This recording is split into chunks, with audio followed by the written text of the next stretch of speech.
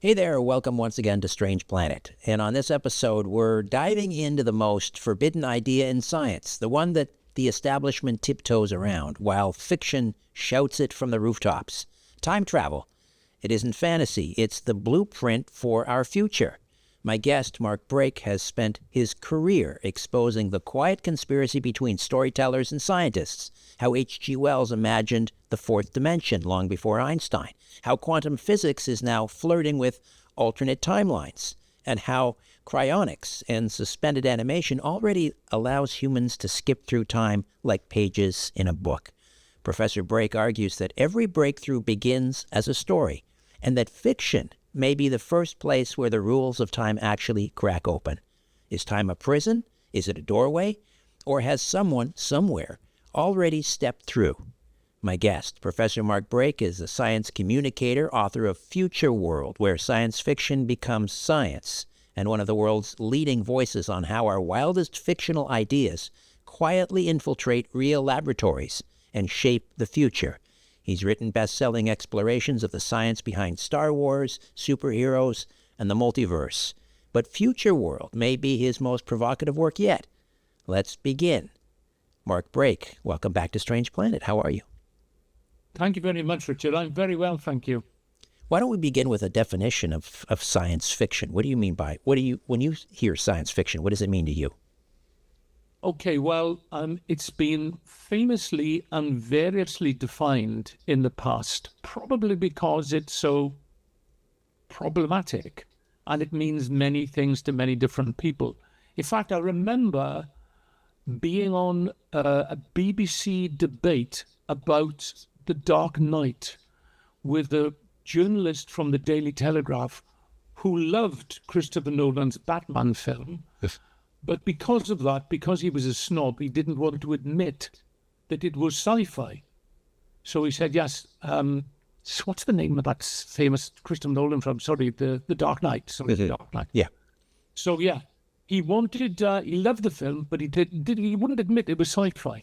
And then the interviewer asked me, what do you think about this? Do you think it's not sci-fi? Not, and I made the mistake of telling him that he was talking through his butt.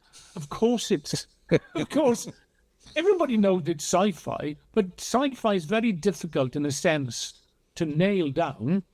It's variously been called the literature of change, or the philosophy of change, and many things. But I always take this excellent book, written by a Harvard scholar, not mine, but a book called Alien Encounters by Mark Rose, Professor Rose. I spoke to Mark Rose many years ago, and he took as a definition of science fiction is about science. And he also quotes Wordsworth, the famous English Romantic poet, who says, normally poetry and prose is nothing to do with science, nothing to do with physics, but Wordsworth was talking about the Romantic scholars. He said their job was to follow the man and woman of science on their explorations and report the taste and the feel and the meaning of scientific discovery. And Rose does this. He says this is what science fiction does. And he makes an argument, because many people argue, when did science fiction begin? Was it in America in the 20th century, or was it in England and France in the late 1800s, or was it Frankenstein 1818, or you could even make an argument for Johannes Kepler in the 1600s. And what Mark Rose does, he says, basically science fiction has been with us. Sorry, I hope you didn't. I hope you don't mind my answer is going to be so long. No, this is quite. Science fiction has been with us since the scientific revolution, since Copernicus shifted the center of the universe from the Earth to off the Earth. So science fiction has been a commentary on humans existing in this new, infinite, alien, and inhospitable universe. It's coming to terms with the alien universe we find ourselves in Copernicus's cosmos, I guess. And Rose says Copernicus does two things with this revolution, which then sparked the scientific revolution in general, he not only made Earths of all the planets, which he did with one fell swoop, because before Copernicus, the Earth wasn't a planet, it was the Earth, it was the center of the universe. Right. But all of a sudden, and with the discoveries of Galileo, the Earth becomes almost mediocre, but also Copernicus brings the alien down to Earth, in a sense. Because when Galileo makes these discoveries of the moon, immediately Kepler writes a book of fiction. Kepler writes a book in 1634, published after his death, called Somnium, where to be able to make sense of Galileo's discoveries with the telescope, he has to think about aliens living there, because it's such an alien place. The Somnium is one of the first works, you could argue, one of the first works of modern science fiction. So science fiction is all about trying to make sense of Copernicus's new cosmos, trying to make sense of the alien universe in which we find ourselves. And what Rose says in particular is that science fiction is an attempt to grapple with the opposition between the human and the non-human. And whereas science fiction may be bedazzling in terms of all the themes in it, aliens, alternative histories, robots, AIs, androids, dystopias and utopias, all those things, Rose says we can identify these very convenient bite-sized chunks of space-time, machine and monster, which is glorious, isn't it? I mean, I was a professor of science communication, and to me, those four categories are such a gift. So I've dined out on it ever since. I wrote to Mark Rose and asked him if I could steal this, and he said, by all means, go ahead.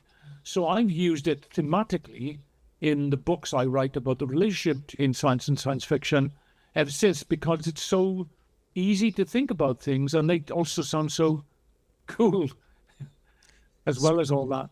Space, time, machine, monster. Well, we're going to focus on time on this episode. And you write humanity couldn't even imagine time travel until the machine age sort of rewired how we think about reality. So let's start here. What changed in the human mind that suddenly made time itself feel like something we could bend or break or navigate? What awakened that possibility? Yeah, that's a great question.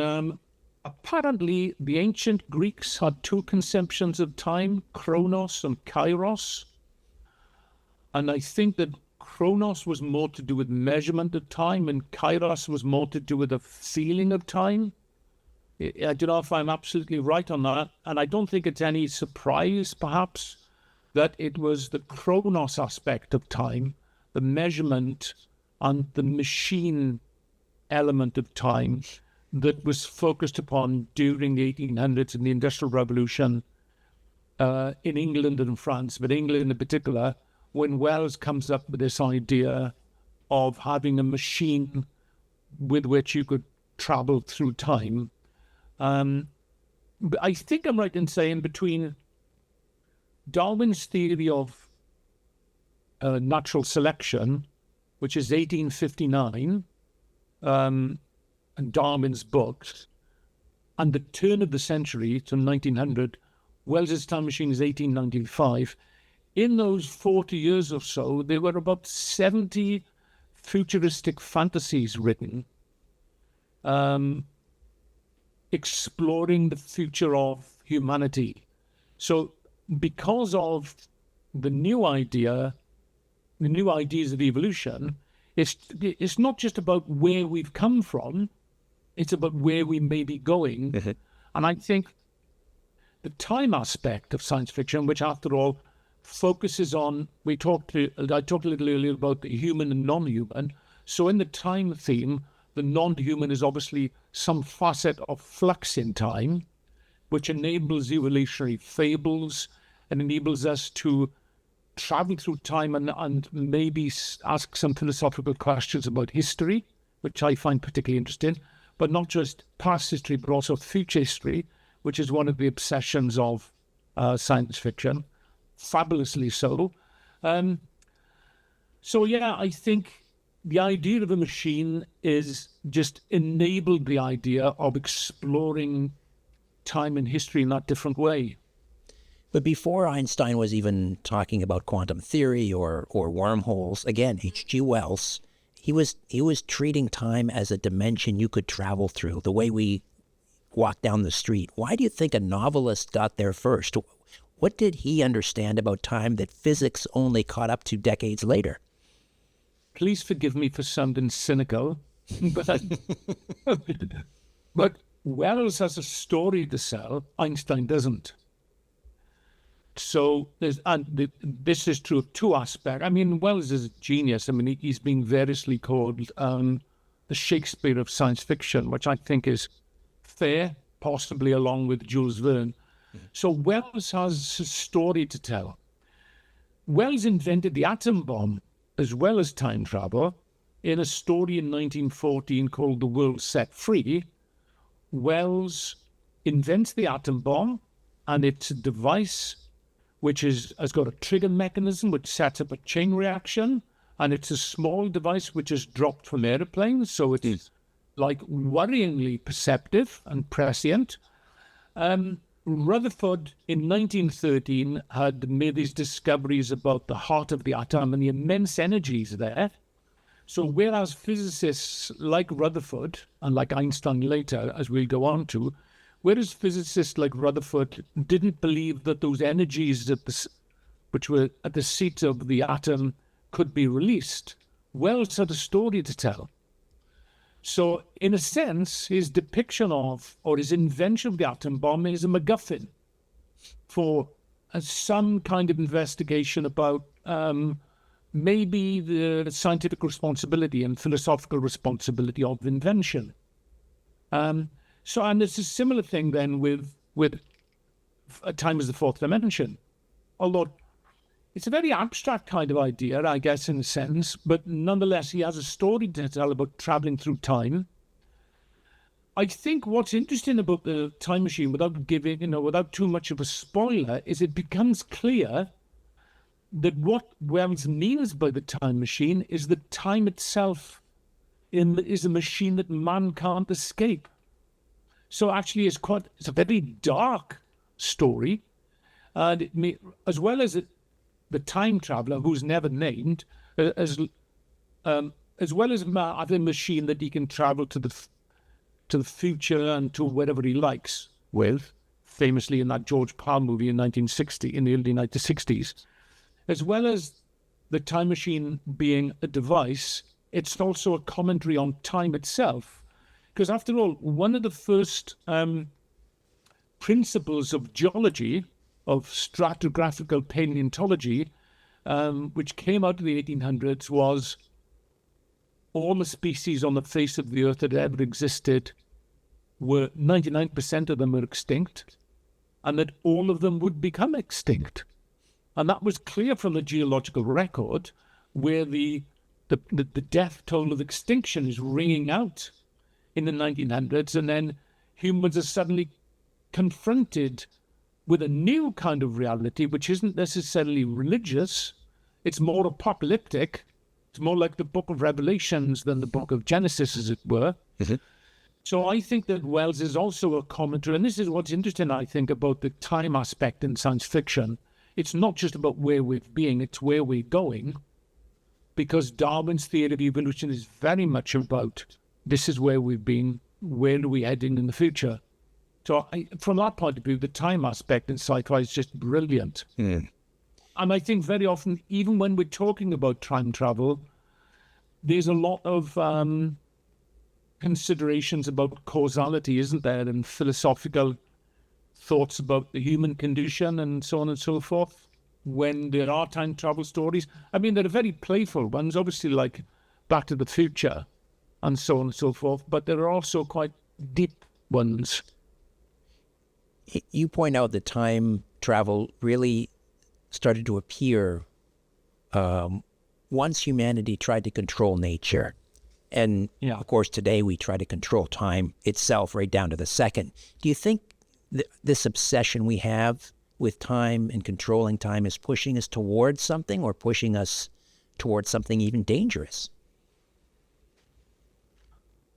Oh, that's an interesting idea. I mean, I think that whether, with regard to whether most physicists think time travel is possible, I think I'm probably with Lawrence Krauss, the guy who wrote the physics of Star Trek, who started the whole, almost the entire genre of books that I write in, which is, the science of books. Lawrence Krauss. So I met once at the science fiction museum in Seattle. I met him. His point of view was that most physicists would probably bet against time travel, not just because of the practical difficulties of creating a time machine, but also because of the implications of time travel if it became possible. And so it was more to do, a lot of people, I think, have problems in terms of the logic of what time travel would do to history, quite apart from the physical logistics of making a machine. I think that's probably, the kind of example where a future engineer in a story finds a mysterious instruction manual to make a time machine. And then, let's say the engineer is a she, just to be different. She makes the time machine. She goes back in time, gives the manual to her younger self. So that's where the manual comes from. But the manual was never existed in the first place until she found the manual, that kind of loop. Right. Which always leaves the viewer with a headache. But of course, it violates a deep-seated human belief that everything has a cause, everything has a first cause, and about the linearity of time. So I think we're all very kind of suspicious of that. Carl Sagan had this lovely quote about he liked the idea of intelligence in the universe because it was a way of the universe knowing itself. I quite like that idea. Yes. Yeah. The idea of, and I think there's something in us which speaks strongly to the fact that we know that time travel is problematic in the sense that it says something about the universe that we know is a violation and couldn't possibly be true. That marvelous story, by the way, that was written about somebody appearing at the crucifixion, the story Let's Go to Golgotha, is a fabulous story about time travel and about how history has changed by the actual fact of time travel existing, which is an interesting idea, which we may get into later on. The grandfather paradox. Yeah. Do you have any thoughts on whether science fiction writers tap into ideas that are already out there? They're just waiting for science to uncover them. I think there's a long history of that. By the way, the reason that my FutureWorld book exists is because I was forever talking to journalists, that's television, radio, and print journalists. I launched a science and science fiction degree in the late 90s. And one of the questions they always wanted to ask were questions about the P word, prophecy. What has science fiction prophesized? Well, I'm a scientist. I don't believe in prophecy. Prophecy is the kind of idea you get in books of faith. But I thought, well, if they want to read about prophecy, let's give them a book which could have a list of the ways in which science fiction hadn't necessarily been prophetic, but had been extremely influential. There was a Times journalist, the Times of London, this journalist called Brian Appleyard. As far as I'm aware, he's still writing. And he'd written a book, he'd written an article in the Times that we lived in a science fiction world.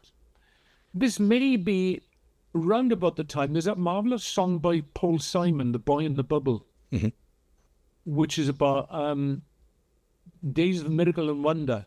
You know that one, the lyric about about there being a distant constellation dying in the corner of the sky. And all these kind of stories you get in the news, which make the world seem more and more fantastic. Only this last week, I read a story about a couple of air taxi firms starting up in China, where they were using drones to transport passengers. Yeah. And you say, you know what I mean? I say this to my kids all the time because I'm old and I've lived through many of these ideal, like people talking into a watch or whatever it might be, all these fabulous kind of concepts on Star Trek and so on. Right. So I thought I'd compile a book full of these ideas in sci-fi that seemed more prescient than science itself. I think the thing is, though, that the commonality between the two ventures, science and science fiction, is they're both predicated on this what-if idea.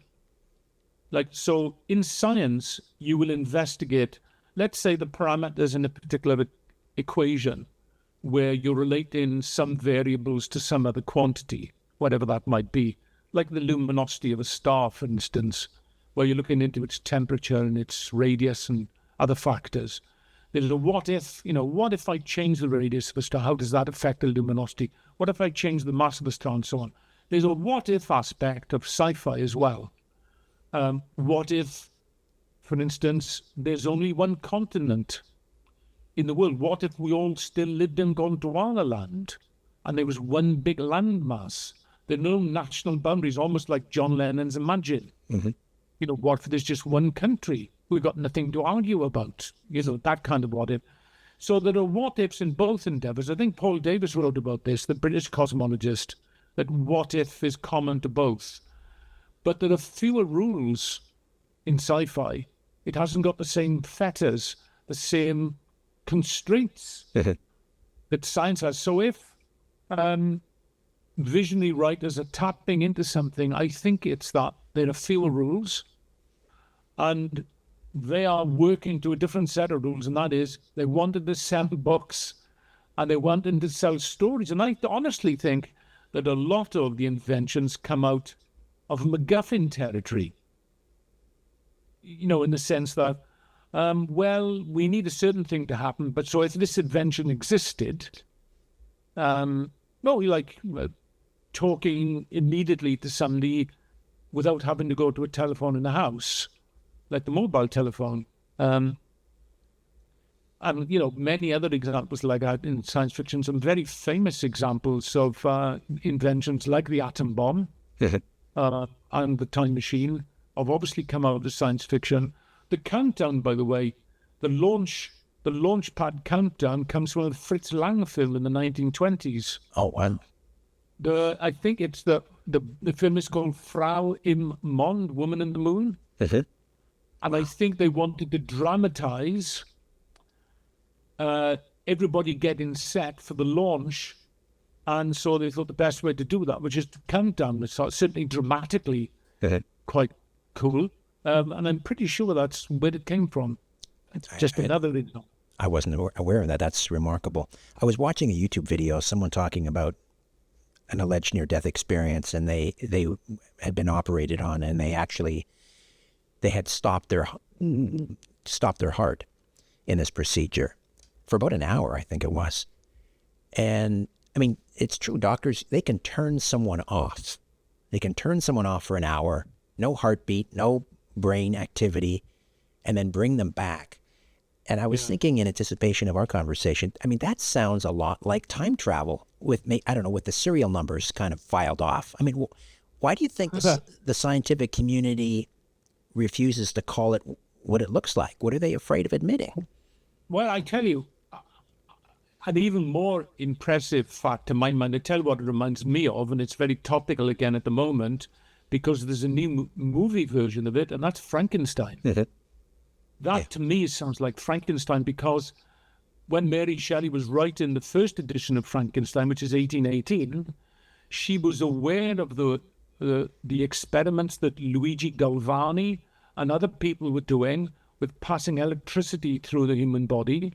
They were the typical the typical experiment was, I think one of the experiments that Galvani did was pass an electric current through a frog's leg and it twitched. So this idea of being able to control the human body through electrical impulse and be able to revitalize the vital spring of life, I think goes all the way back to at least Frankenstein. Frankenstein's obviously an early idea of in science fiction, a very early work of science fiction, and is the progenitor of all these different... Oh, sorry, I've just realized Frankenstein's creature is behind you there in the room. There he is, yes. Yeah. Boris Karloff, yeah. It's the early progenitor of the idea of human scientists creating some creation that they can no longer control. Mm-hmm. And so Frankenstein codifies for so many of other different science fiction stories, including AI. When you think about it, everything we think about AI now, that's just a different form of intelligence to what Frankenstein is. Frankenstein is a kind of human-ish biological intelligence. But it's been codified many, many times in the history of science fiction of monsters of different types. I guess we can talk about that more when we talk about the monster category. But yes, it is a trick in time, I guess, suspending someone's death. And cheating death is something that happens quite a lot in science fiction time stories. Mm-hmm. I think the time theme and the time motif in science fiction very much is about the fate of humanity, where we've come from, thoughts on the historicity of human evolution.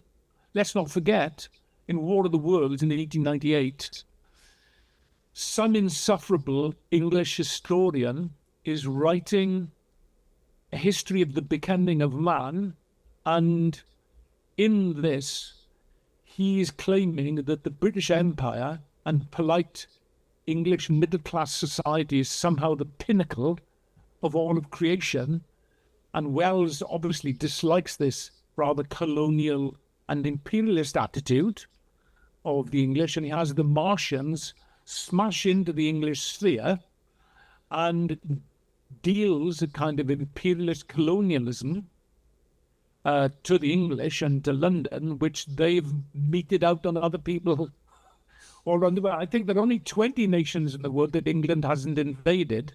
You notice I'm talking about the English as a Welshman, not necessarily the British. So I think it's interesting from that point of view. Time is in science fiction, the time motif is very dynamic in terms of the things that you can explore with it, rather than just like maybe rather gimmicky ideas about time travel. It's quite deep, isn't it, really? Oh, it is. It is. There's the many worlds idea. It says there are countless versions of us out there. Some of them are still alive, even long after we're gone, which borders on immortality. Yeah. Do you think that's this theory? Is it just harmless speculation, or does it hint at something deeper, maybe even unsettling, about what we really are? I think it's unsettling, yes. I can't remember the name of the Greek philosopher, but in ancient Greece, of course, there are many different theories kicking around at the same time in all societies, including ancient Greece. So there were Plato and Aristotle who believed in the earth-centered cosmos, but there was also Aristarchus who believed in the sun-centered cosmos at the same time. But the Greeks generally believed in what they called the Great Year, that everything existed in a kind of preordained fashion, and then maybe because of a planetary conjunction, whatever, there was some kind of cataclysmic event, and then the entire thing would run through again. And in a kind of cosmic Groundhog Day. Yeah. So this idea of history repeating itself, I think Karl Marx's version was history repeats itself first as tragedy and second as farce, which I quite like that kind of idea. So the Greeks believed that history repeated itself and we would do the same thing again and again. I think the science fiction idea is a variation on that theme.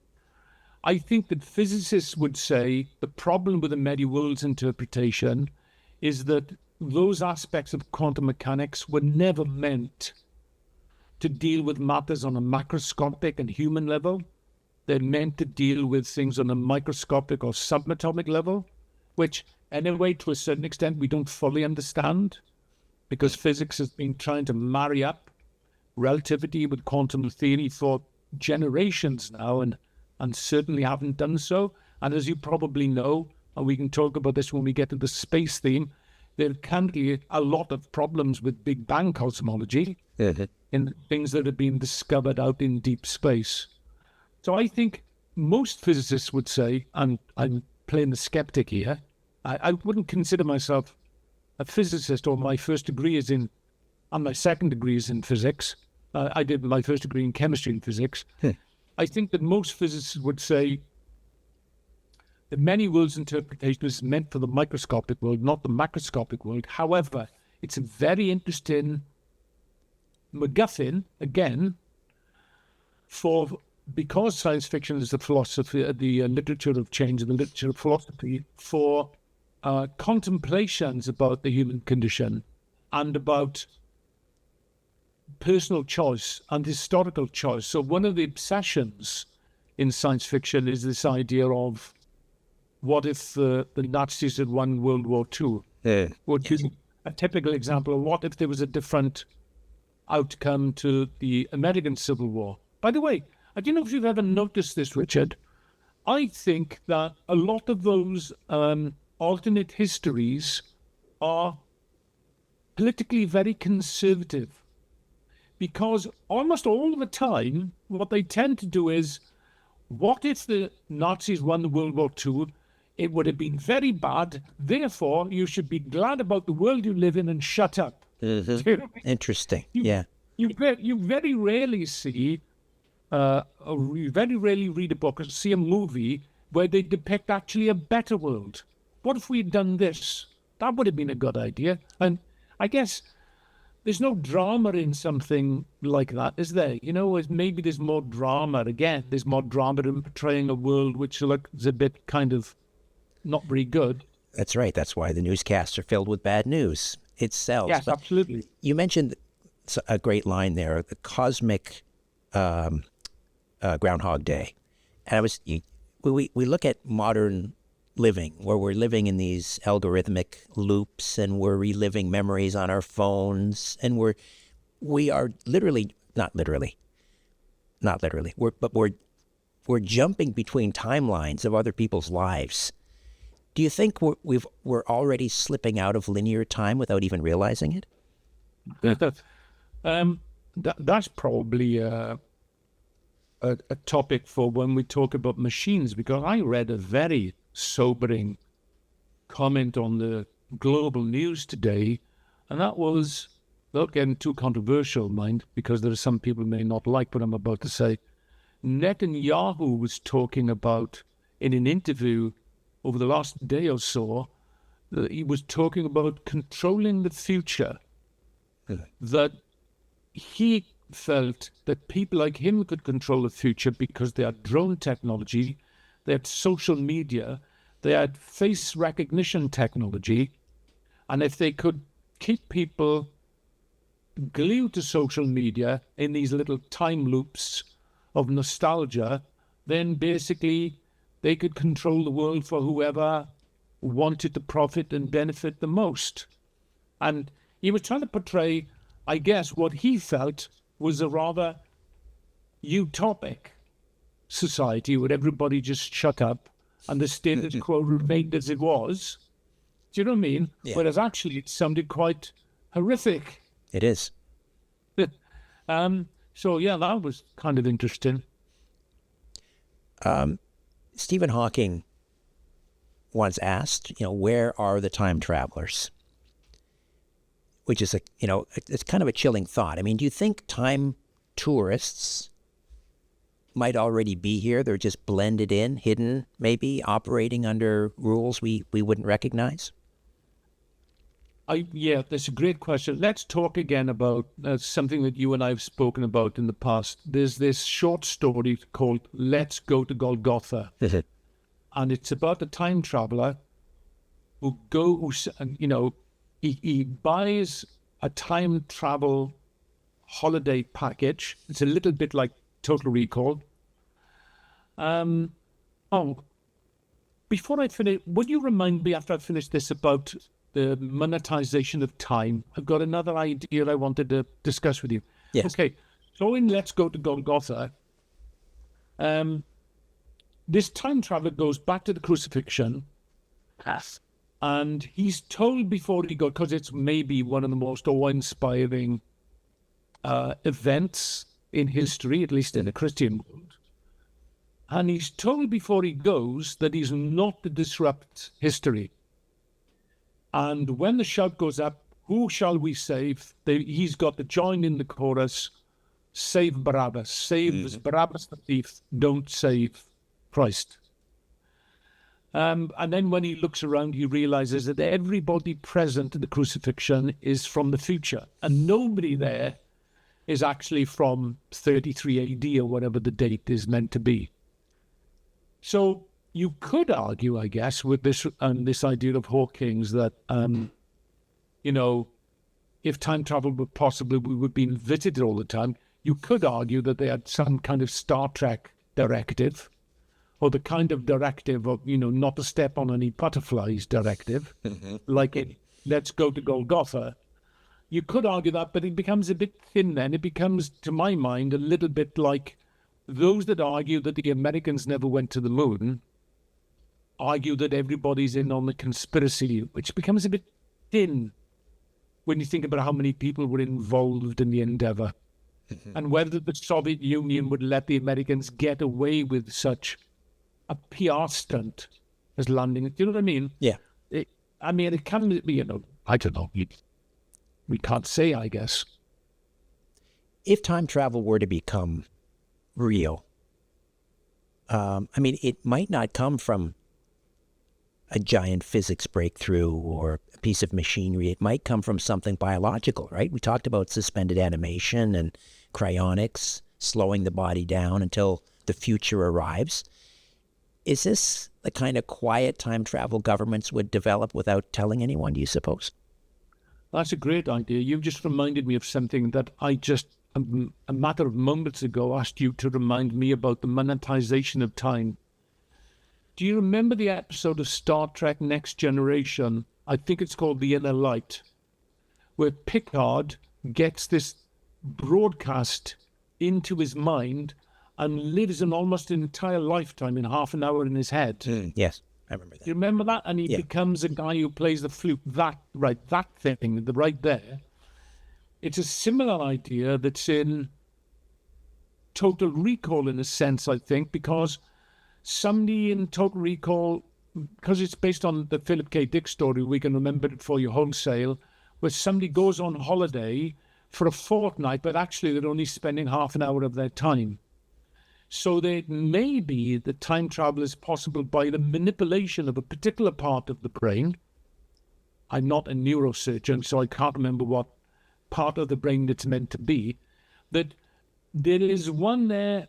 When a human is in... My wife once had a near fatal car crash where she's driving down a typical slip road in Britain, and which is in two-way traffic, and there's a car coming towards her on the wrong side of the road from that car's point of view. And she said that she had this experience where everything seemed slow. Everything seemed to slow down all of a sudden. It's almost as if she was in slow motion until, well, luckily she escaped, by the way, just in case your listeners are worrying. But that aspect of the human brain that somehow tampers with time, if that could possibly be manipulated and monetized, then time travel is possible in that biological way, as it was in the Star Trek Next Generation episode. And people can feel, if you feel you've been on holiday for 2 weeks in Bora Bora, even though you've only been in your front room for half an hour, it might be just as good for the human psyche as actually going there without the fuss of packing and so on. So there is that aspect of time travel that I guess we don't think about. It's an excellent question. We don't think about it as much. You mentioned alternative history, which is a terrific literary genre, but when we do seem obsessed with these alternative timelines, and you mentioned, what if the Nazis had won the Second World War, and these fractured histories and parallel worlds, why do you think we're drawn to these darker versions of our past? Is it fantasy, or is it, I don't know, a subconscious thing, like we're sensing timelines do kind of branch off and maybe some of them bleed into ours? I think it may be, wasn't it Confucius who said, you have to think about the past to divine the future? I mean, because history is all we've got. In fact, history is everything.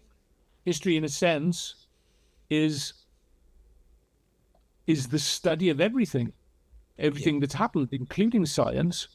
So I think it may well be to do with not so much historicity as trying to learn lessons from the past to divine where we're going in the future. I think maybe a lot of it. And thinking a lot about what we've done in the past, what mistakes we've made. I mean, you would have thought fascism would have been a mistake, quite an obvious one.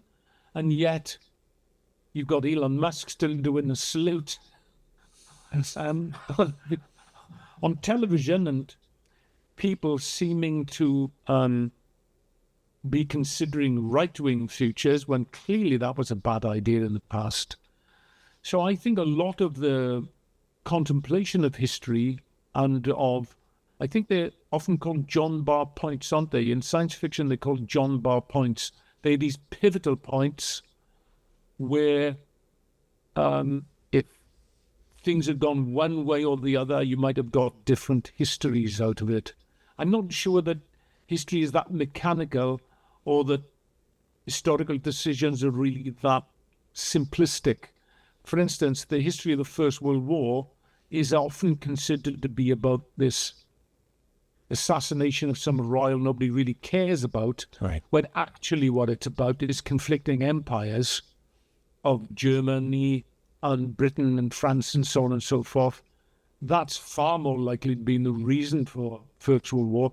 National economies battling against one another because we no longer live in Gondwana land, than if some third-rate royal had been shot or not. No disrespect to the guy's family, of course. But do you know what I mean? Yeah. History isn't necessarily as simplistic, but I think science fiction often looks at these things in a convenient way so that we'll maybe learn something from them. I tell you what, this is a great example of the brilliance of Philip K. Dick. These alternate histories and books on these alternate histories. Robert Harris wrote a book called Fatherland. Mm-hmm. I read it, yeah. It's great. Where the Nazis won World War II, and it's a straight telling of the post-war world where the Nazis won. End of. When you compare that, I mean, some people may not even consider that to be science fiction. Stephen Fry wrote something similar. Stephen Fry wrote a book called Making History, which is similar in the sense to Fatherland. And yet again, it is politically conservative, where the Nazis won World War II and the world is worse than it is now. And everybody was happy to get back to where we are. Compare that to Philip K. Dick, the science fictional genius of Philip K. Dick, where in The Man in the High Castle, you have this situation where the Germans control one half of America, the Japanese control the other, and yet there's a guy who knows they're in the wrong timeline. That's the difference between, normal kind of run-of-the-mill sci-fi and genius sci-fi like Philip K. Dick. that, and that many worlds interpretation, if you will, on that idea of different timelines is much more exciting and dramatic in Dick's work, in The Man in High Castle, than in those other books. And somehow a lot more science fictional. We've broken just about every boundary we were told was unbreakable. The sound barrier, the atom, the genome. Do you see time as the final wall that we're destined to crack? And what do you suppose would happen if we do? Well, that's a great question. I think chaos is probably the answer. I think your earlier question about biological time travel is far more likely barrier to break than the physical one. I think there are simply too many problems, as I mentioned to you when I talked about Lawrence Krauss earlier.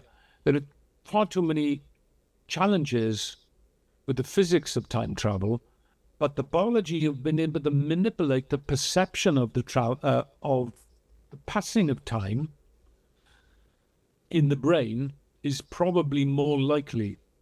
There's a British science fiction author called Adam Roberts who wrote a book about the monetization of time, because he talks about the fact that time is the last thing that's going to be monetized, and people make profit out of it, or millionaires, billionaires, and trillionaires could make profit out of it. And this book is based on this idea that this particular manipulation of the cortex to allow the monetization of time is more likely than anything else. I quite like that idea. The monetization of time. I mean, it is monetized to a certain extent now. Obviously, we have people who, charge by the hour, but let's explore that a little bit deeper. What do you mean by, let's unpack that more, monetizing time?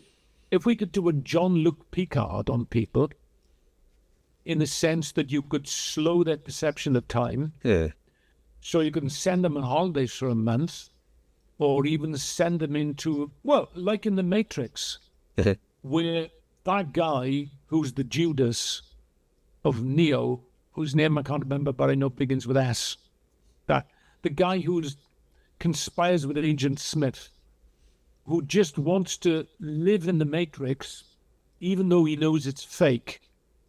I wonder how many people would go if the possibility was there, and they live their lives in this kind of, as you mentioned earlier, this kind of suspended time of this kind of fake utopia in existence, which they know is fabricated, but nonetheless feels real to them.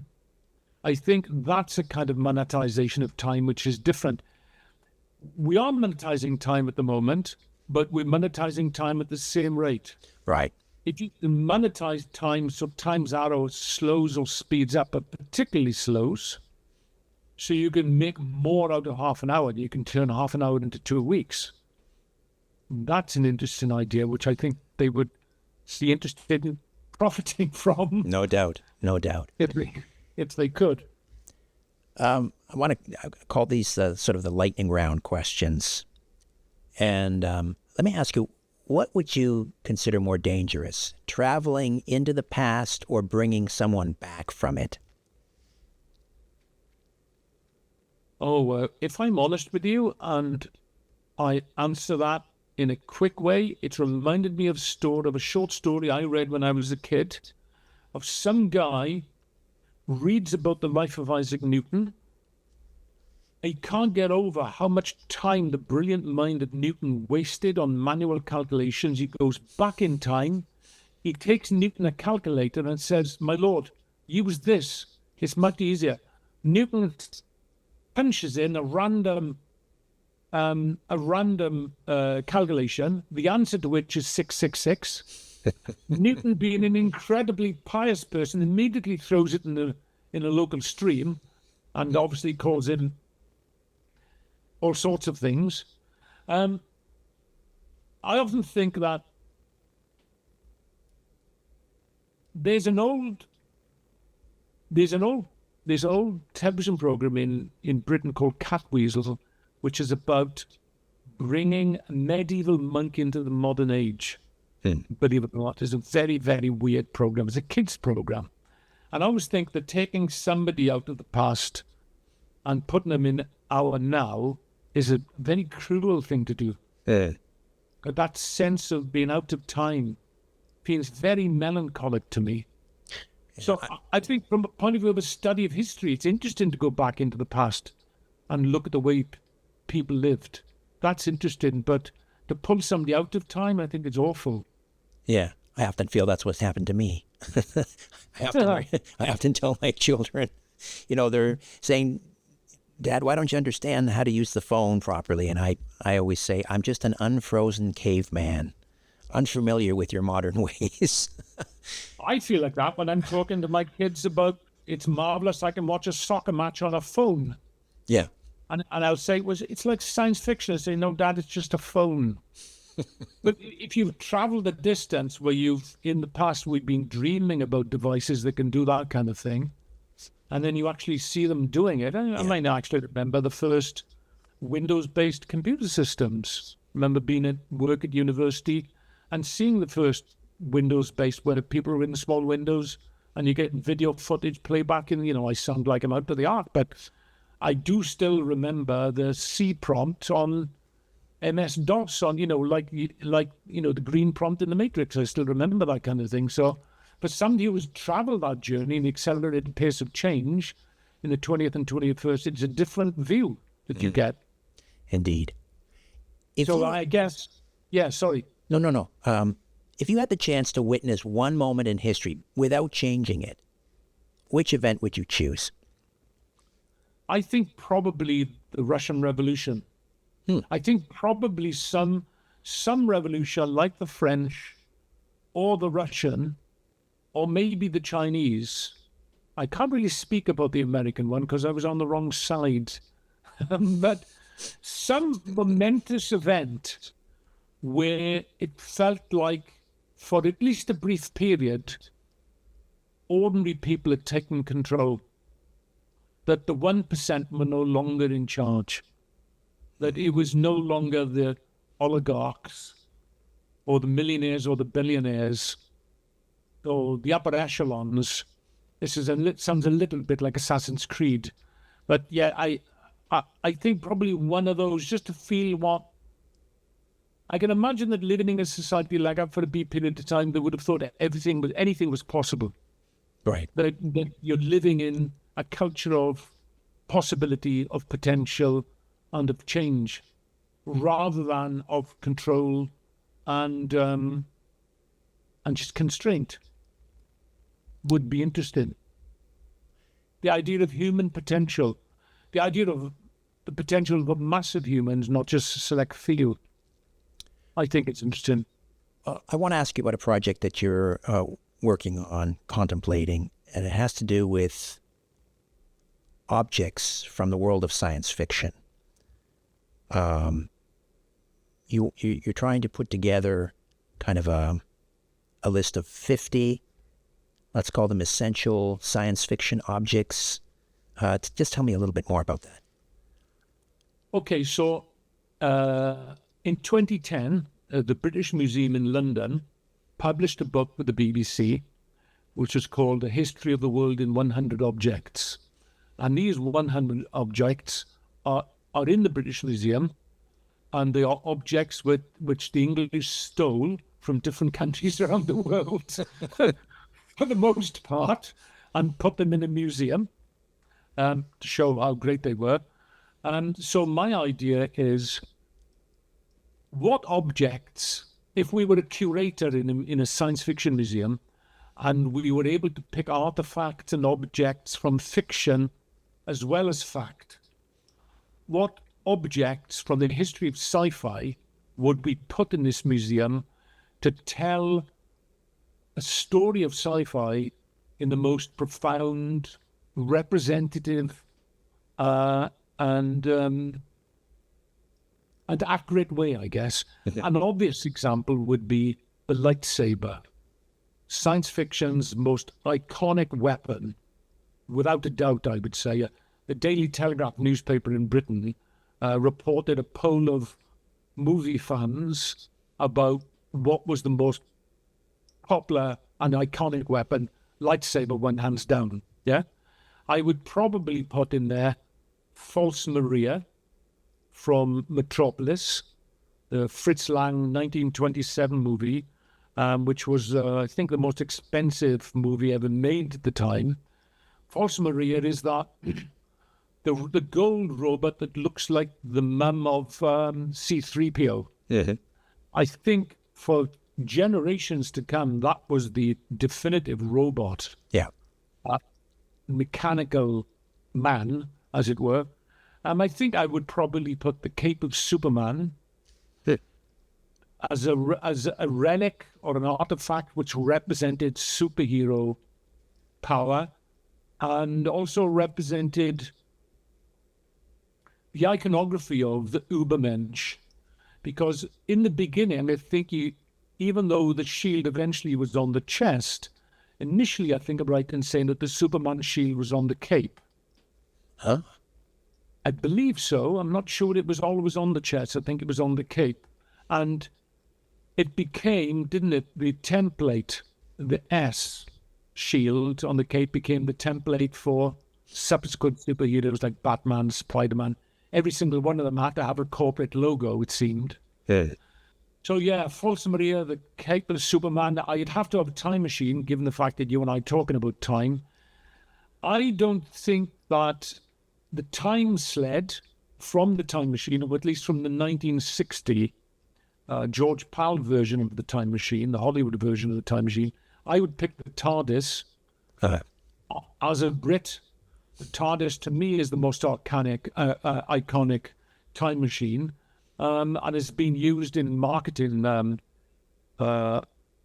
campaigns by Apple and Google. I think an American would probably pick the DeLorean from Back to the Future. But I would argue the TARDIS is probably more iconic.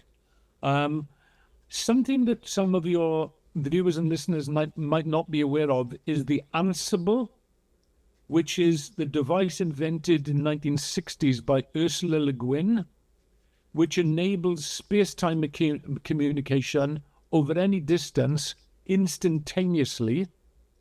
It's used in Ender's Game by Orson Scott Card, so you can communicate across time and space immediately, and of course in reality you wouldn't be able to do so.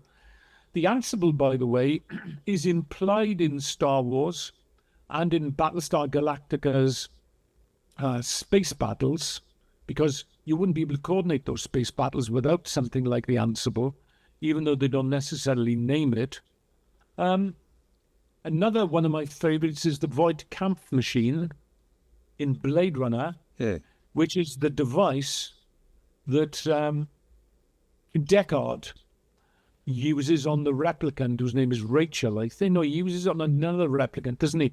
It's in the book, Do Androids Dream of Electric Sheep, with Philip K. Dick. Philip K. Dick claims that empathy is the most enduring and defining human trait. It's the thing which distinguishes us from the animals and from the androids. And the Voight Kampff machine is a machine which essentially defines what it is to be human, which is a pretty cool artifact. Very. And I think the last one would have to be HAL 9000. The most demonic and one of the most...